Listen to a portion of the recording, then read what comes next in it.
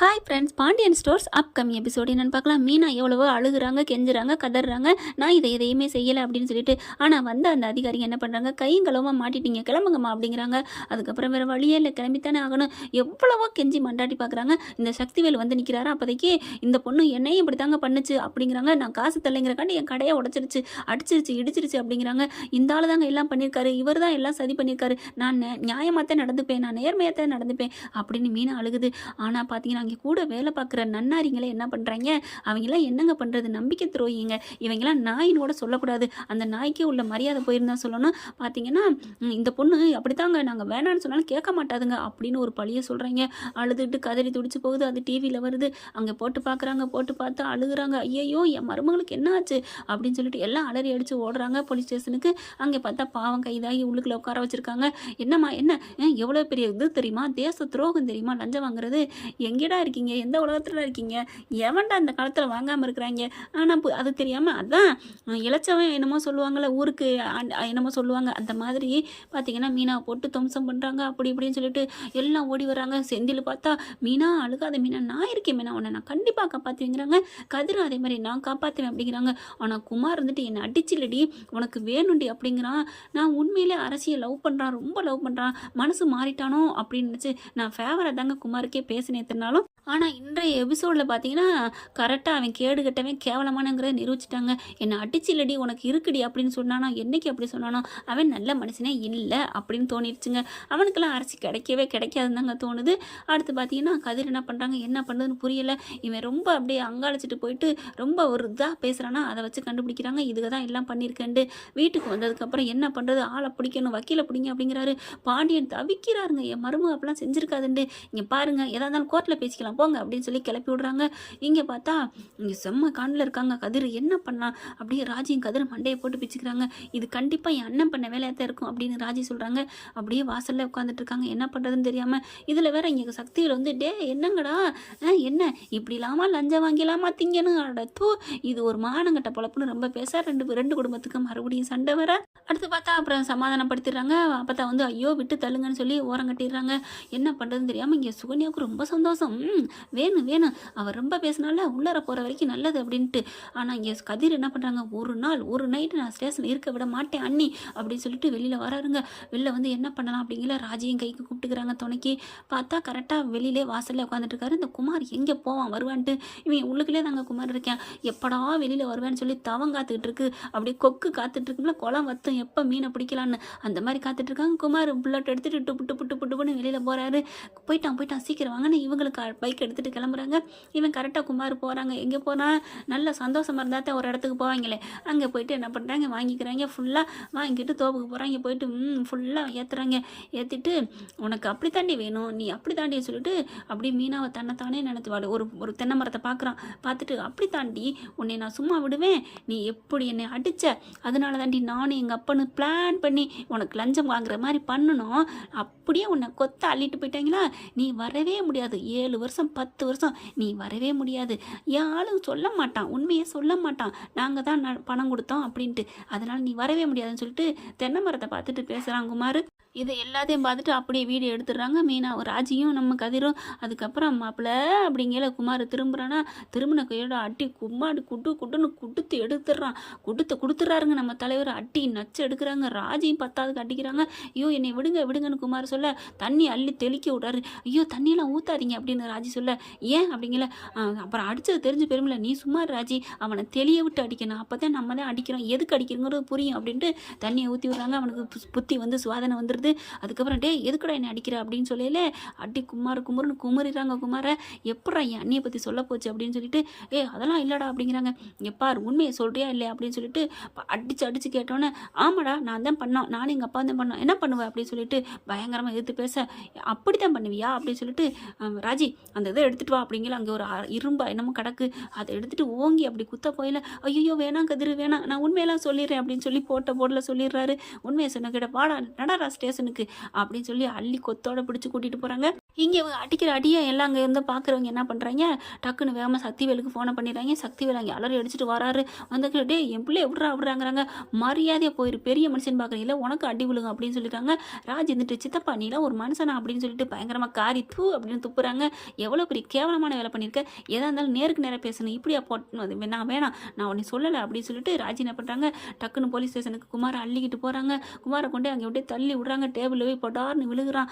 தபக்குன்னு விழுவாங்க இல்லையா, எல்லா படத்துலையும் பார்த்துருப்போம்ல, அப்படி தூக்கி கொண்டே விட என்ன அப்படின்னு எல்லாரும் எந்திரிக்கிறாங்க. இவன் தான் சார் எல்லாம் காரணம், இவனும் இவங்க அப்பன்னு தான் காரணம் அப்படிங்கிறாங்க. அவன் தான் பின்னாடி வந்துடுறானே சக்தி வேலும், அவனெல்லாம் கூட்டிகிட்டு வரணும் அவசியம் இல்லை அப்படின்னு கதிர் விட்டுறாரு. அப்படியே என் மவனே ஏன்னா முன்னாடி இழுத்துட்டா பின்னேறு வரும்னு சொல்லுவாங்களே, அந்த மாதிரி வந்துடுறாங்க. அந்த கூட என் பிள்ளைய அடிச்சு இழுத்துட்டு வந்துட்டாங்க பாருங்க அப்படின்னு சொல்கிறாங்க. என்னையா ரவுடிசம் பண்ணுறீங்களா அப்படிங்கிறாங்க. உடனே கதிர் ராஜி, நாங்கள் எதுங்க ரவுடிசம் பண்ணணும், இவரும் அப்பனும் மயனும் சேர்ந்து தான் எங்கள் அண்ணி மேலே எங்கள் அக்கா மேலே பழி போட்டிருக்காங்க அப்படின்னு ரெண்டு பேரும் ஒன்றா சொல்கிறாங்க. என்ன பழி போட்டிருக்காங்க அப்படிங்கிறதான் அப்போ தான் சொல்கிறாங்க. குமாரை பார்த்து சொல்கிறா, உண்மையை சொல்லு அப்படின்னு கதிர் சொல்ல, என்ன உண்மையை சொல்லணும், நீ என்னை அடித்து உண்மையை சொல்ல சொன்னேன், அதனால் சொன்னேன், ஆனால் உண்மை அது இல்லை. இங்கே பாருங்கள், எங்கள் அப்பாவும் நானும் சேர்ந்து தான் இவங்களால செட் பண்ணி கொடுத்து இவங்க மேலே பழி போட்டோம்னு சொல்ல சொல்லி எங்களை அடி என்ன அடிச்சா அவங்க பாருங்கள் கை கால்லாம் வீங்கி போயிருக்கு அப்படின்னு சொன்னோன்னே, என்னையா இப்போலாமா அடித்து நீங்கள் உண்மையை சொல்லுவீங்க, பாவம் அவன் என்ன பண்ணுவான் அப்படிங்கிறாங்க அந்த போலீஸ்காரங்க. ஐயோ அப்படிலாம் இல்லைங்க, இவன் உண்மையிலே இவங்க ரெண்டு பேரும் தான் பண்ணினது, இவன் அங்கே உண்மையை ஒத்துக்கிட்டான் அப்படிங்கிறாங்க. நான் அதெல்லாம் ஒத்துக்கலைங்க, என்னை என்ன அடி அடிச்சான்னு தெரியுமா அப்படின்னு சொல்லிட்டு, இங்கே பாருங்கள் இந்த பொம்பளை தான் எல்லாம் பண்ணது, எங்களுக்கு எங்கள் அப்பாவுக்கு எந்த சம்மந்தம் இல்லை அப்படிங்கிறாங்க. என் பிள்ளைய விடுங்க, இந்த மாதிரி என் பிள்ளைய அடிச்சதுக்கு இவனை உள்ளார போடுங்க, கைது பண்ணுங்க, நான் கம்ப்ளைண்ட் தரேன் அப்படின்னு கம்ப்ளைண்ட் கொடுக்குறதுக்கு வேகமாக சக்தி வராங்க. உடனே ராஜி வந்துட்டு கை தட்டுறாங்க. என்ன கை தட்டுற, சூப்பர் சித்தப்பா, சபாஸ், கையெழுத்து போடுங்க போடுங்க போடுங்க அப்படிங்கிறாங்க. எழுதுங்க, எழுதி முடிச்சதுக்கப்புறம் நாங்கள் ஒரு ஆதாரத்தை காமிப்போம், ஆதாரத்தை காமிச்சதுக்கப்புறம் நீ இப்படி அபாண்டமாக லெட்டர் எழுதி வச்சிருக்கீங்கல்ல கம்ப்ளைண்ட்டு, அதை பார்த்துட்டு உங்களை தான் உள்ள தள்ளுவாங்க அப்படிங்கிறாங்க. என்ன ஆதாரம் கொடுக்க போகிறான்னு தெரியலையே அப்படின்ட்டு எழுத போன மனுஷன் எழுதாமல் நிற்கிறான். எழுதுங்க சித்தப்பா, என்ன சொல்லுங்க, என்னென்ன சொல்லணுமோ எழுதுங்க, அதுக்கப்புறம் இருக்குடி உங்களுக்கு அப்படிங்கிறாங்க. இல்லை நான் எழுதலை, அவங்க என்ன ஆதாரம் சொல்கிறாங்களோ சொல்லட்டும் அப்படிங்கிறாங்க. அந்த பயம் இருக்குது, அப்போ நீங்கள் தப்பு பண்ணீங்கிறத ஒத்துக்கிறீங்க. அதெல்லாம் நான் தப்பு பண்ணலையே, அப்போ தப்பு பண்ணலைங்கிறீல, நாங்கள் தான் தப்பு பண்ண முடியல, எழுதுங்க சித்தப்பா அப்படிங்கிறாங்க. போலீஸ்காரர், ஆமாம் எழுதுங்க, நீங்கள் ஏன் பயப்படுறீங்க, இல்லை அவங்க என்ன ஆதாரம் கொடுக்குறாங்களோ அதுக்கப்புறம் நான் எழுதுறேன் அப்படிங்கிறாங்க.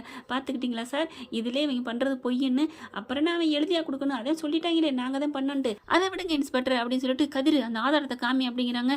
இவன் கொடுத்த வாக்குமூலம் இங்கே பாருங்க அப்படின்னு சொல்லிட்டு, என்னையா தென்னை மரத்தை பார்த்து பேசிகிட்டு இருக்கான், தென்னை மரத்தை தான் பார்த்து பேசிகிட்டு இருக்கான், நல்லா ஃபுல் போதையில் எல்லா உண்மையும் சொன்னது பூரா வீடியோ எடுத்துடுறாங்க, இது ஃபுல்லாக இவன் தன்னால் பேசினதுங்க அப்படிங்கிறாங்க. ஐயோ நான் பாட்டுக்கு கதை எழுதுறதுக்கு பேசியிருப்பேன் அப்படி இப்படின்னு அப்படியே சமாளிக்க பார்க்குறாங்க. அப்படியா, அடுத்த சீனையும் பாருங்க அப்படின்னு சொல்லிட்டு அடுத்து ராஜிகிட்ட கொடுத்துட்டு கதிர் வந்து அடிக்கிறாங்க இல்லையா, அதுலேருந்து எடுக்கிறாங்க. ஏன்டா அப்படி பண்ண அப்படிங்கிற, ஆமாம் எங்கள் அப்பாவை நான் தான் பண்ணோம், என்ன அவள் அடித்தா நான் விடுவேனா அப்படிங்கிற முதக்கண்டு இருக்கா, போதுமா சார், இதை விட என்ன ஆதாரம் வேணும் அப்படிங்கிறாங்க. அப்படியே இன்ஸ்பெக்டர் என்ன பண்ணுறாங்க, அப்படியே தலையை தொங்க போடுறாங்க. அடைச்ச என்னங்க இப்படி உங்களால் என்னையா இப்படிலாம் பண்ணியிருக்கீங்க அப்படின்னு சொல்லிட்டு, முதல்ல இவங்க ரெண்டு பேரும் உள்ளார போடுங்க, பொய் கேஸ் கொடுத்ததுக்கு உள்ளார போடுங்க முதல்ல இவங்களை அப்படிங்கிறாங்க. அதுக்கப்புறம் சார் இல்லை சார் அப்படி இப்படிங்கிறாங்க. என்னென்ன சொன்னீங்க, அது சும்மா சொன்னேன், அதுக்காகத்தான் எழுதுங்கன்னு சொன்னேன், இது சும்மா எழுதுன்னு சொல்ல முடியாது இல்லையா, ஆனால் உஷாரிச்சு தப்பா நீ எழுத மாட்டேன்ட்டு இல்லை, ஏதோ ஆதாரம் இருக்குன்னு, அதெல்லாம் இல்லை நாங்கள் சும்மா அப்படி இப்படிங்கிறாங்களே, முடியவே முடியாது சார், எங்கள் மேலே பொய்யா அவங்க மான நஷ்ட ஈடு எங்களுக்கு வேணும், பாவம் மீனாக்கா எவ்வளோ மன உளைச்சல் வந்திருக்கு, இப்போ டிவி ஃபுல்லாக வந்துருச்சு, அதை தப்புன்னு நிரூபிக்க சொல்லி இவங்களை பேட்டி எடுங்க அப்படிங்கிறாங்க. உடனே டக்குன்னு வீடியோ எடுக்கிறாரு கதிர், அங்கே இருக்கிறவங்களும் சொல்லியா நாங்கள் தெரியாமல் மீனா மேலே தப்பு போட்டோம்னு சொல்றியா இல்லையா அப்படிங்கிறாங்க.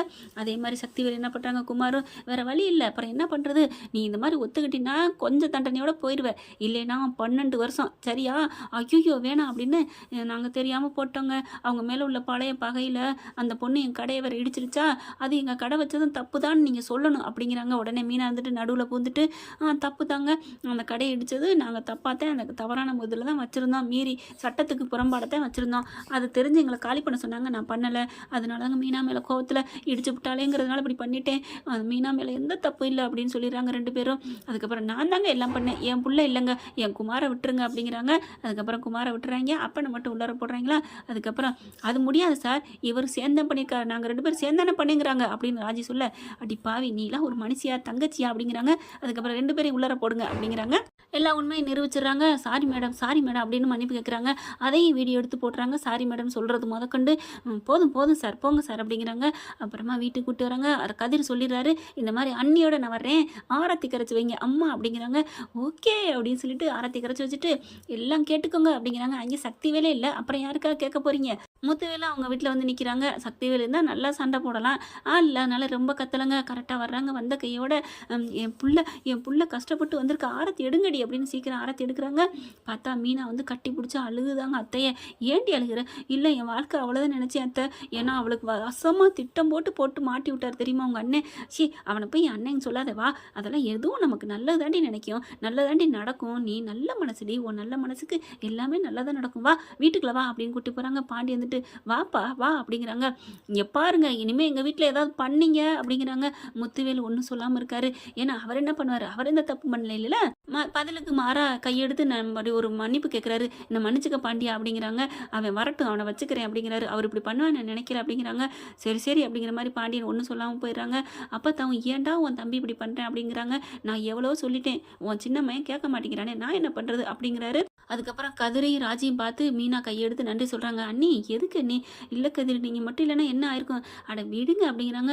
ஆனால் ராஜி பயங்கரமான ஆள். அதுதான் தெரியாமல் அவன் புலம்புனதெல்லாம் வீடியோ எடுத்துச்சு அப்படின்னு சொல்லி ராஜியை சொல்ல, கதிர் தான் அப்படி எப்படி தெரியுமா அடிச்சாரு அப்படின்னு 2 பேரும் மாறி மாறி பேச, அப்படியே கோமதிக்கு சந்தோஷம் தாங்கலை. 2 பேரும் இவ்வளோ ஒற்றுமையாக இருக்கீங்களே அப்படின்னு சொல்லி ரொம்ப சந்தோஷப்படுறாங்க. "பாண்டியன் இங்கே பார், முதல்ல சுற்றி போடு பிள்ளைங்களுக்கு" அப்படிங்கிறாங்க. "என்ன பிராணி இப்படி பண்ணால் சூப்பராக இருக்கா?" இந்த பதிவு உங்களுக்கு பிடிச்சிருந்துச்சுன்னா உங்கள் பொண்ணான கையில் ஒரு லைக்கை போட்டு சப்ஸ்கிரைப் பண்ணிடுங்க. Thank you friends.